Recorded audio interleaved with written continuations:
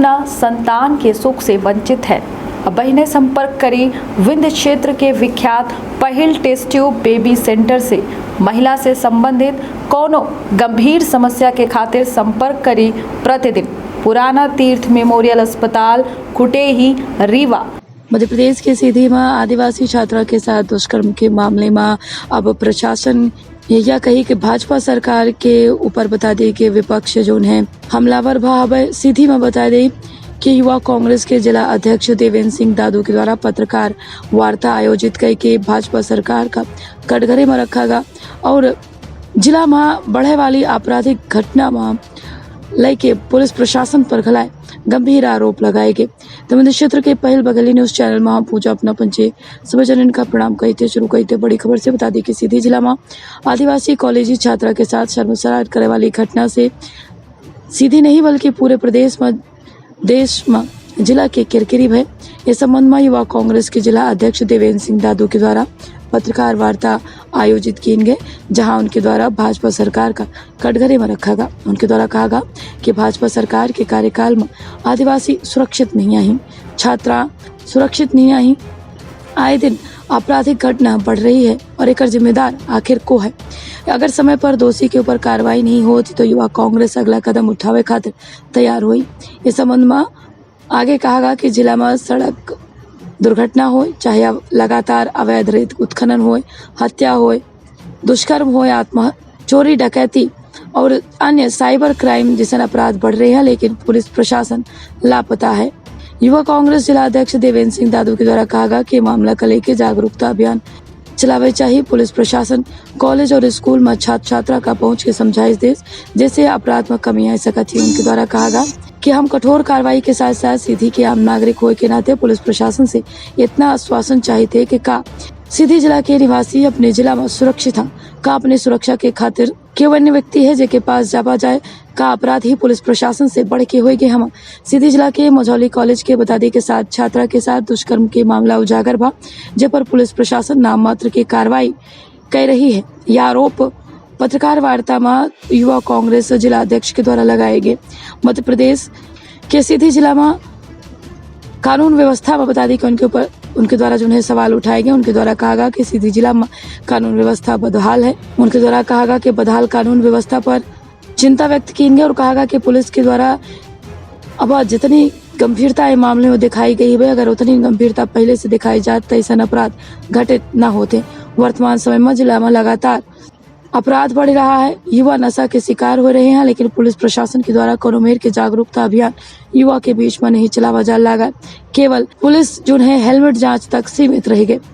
युवा कांग्रेस जिला अध्यक्ष के द्वारा कहा गया कि मुख्य मार्ग में स्थापित ढाबा में शराब की खेप ढोई जाती, जेकर खबर आए दिन सोशल मीडिया पर चला थी, लेकिन पुलिस प्रशासन मूकदर्शक बनक रहा था। इस मामले में कार्रवाई करके पुलिस के कर्तव्य है कि पुलिस कार्रवाई करे, लेकिन सवाल यह उठता है कि कब तक ऐसे अपराध बढ़त रही। का स्थिति पुलिस अपराधी के सामने नतमस्तक है या फिर सत्ता के पक्ष में दबाव में केवल वसूली तक सीमित है। इस मामले में बड़ी कार्रवाई अगर नहीं की जाए और सीधी पुलिस के द्वारा अपनी रवैया का नहीं सुधारा गया तो मध्य प्रदेश युवा कांग्रेस बदहाल कानून व्यवस्था के खिलाफ धरना प्रदर्शन करी। इस दौरान कांग्रेस युवा जनसभा अध्यक्ष दीपक मिश्रा, IT सेल के अध्यक्ष अर्देंदु तिवारी, जिला महामंत्री मोहम्मद वसीम, जिला सचिव मनीष तिवारी, युवा कांग्रेस अंकित तिवारी के साथ ब्लॉक समन्वयक राजपाल गुप्ता सहित अन्य लोग मौजूद रहे। सजग रही, सतर्क रही, रखिए आपन और अपने परिवार के बहुत ख्याल। दे इजाजत, प्रणाम। वाली बात है कि ये छात्रवृत्ति को लेके जट फुसलाने का एक क्राइम है।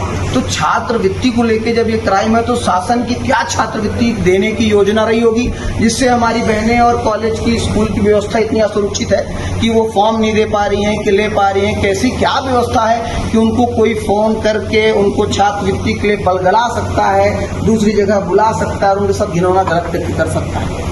जांच करने की बात है कि 25 हैं कि 50 हैं, 100 हैं। ऐसी कितनी हमारी बेटियां हैं जिन्होंने अपने इज्जत, डर, परिवार, सामाजिक होने के कारण वो अपनी बात को आगे नहीं रख पाई, बता नहीं पा रही। ये पुलिस को जांच करने की आवश्यकता है। मैं दूसरा सवाल पुलिस से ये भी कहना चाहता हूँ प्रशासन से कि आपने SIT की गठन किया है, मुख्यमंत्री ने कहा है आपने करा है, IG ने करा है, पर गठन में जिनके कार्यकाल में जिनके क्षेत्र में ये अपराध हुआ, जो सरगना बढ़ा, वही लोग गठन के अगर सदस्य रहेंगे तो निष्पक्ष जांच कैसे हो पाएगी। इसलिए मेरा दरख्वास्त है प्रशासन से कि बाहर के और अगल बगल के जो दूसरे विभाग के लोग हैं वो इस एसआईटी गठन में शामिल हों और उनके साथ ये इसको बेबुनियाद पूरा करके और दोषियों को कड़ी से कड़ी सजा देने का काम करें और सलाखों में बेचाएं। तीसरा मेरा सवाल है, एक अभी आपने सुना कि सरकार ने घर गिरा दिया, आज पेपरों में छपा।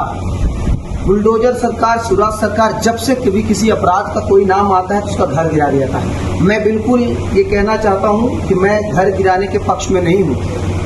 किसी की पुश्तैनी जमीन हो, किसी के पुश्तैनी घर हो, किसी के गरीब माँ बाप अगर घर बनवाते हैं और उसका लड़का या कोई दोषी अगर गलत घिनौना कृत्य करता है तो उसका घर गिराने का इस सरकार अपनी नाकामियों को छिपाने के लिए वो घर गिराती है। अगर वो अवैध तरीके से पैसा कमाता हो, अवैध तरीके से काम करता हो, उसके कमाई का घर हो तो आप बिल्कुल गिराइए। पर अगर उसके कमाई का घर नहीं है, पुश्तैनी घर है, उसके माँ बाप या उसके दादाजी का घर है, तो सरकार अपने नाकामियों को छिपाने के लिए घर गिराने का काम करती है। बेहद दुर्भाग्यपूर्ण है, जो कब तक चलेगा। तो ये उन पे लगाम न रोककर, अपराध को कम न करके सीधी में हमारा साक्षरता में, स्वच्छता में, स्मार्टनेस में, तरक्की में, इसमें स्मार्ट सिटी में जिसका नाम न लेकर सीरीज को बदनाम करने का काम भारतीय जनता पार्टी के सरकार के लोग, शासन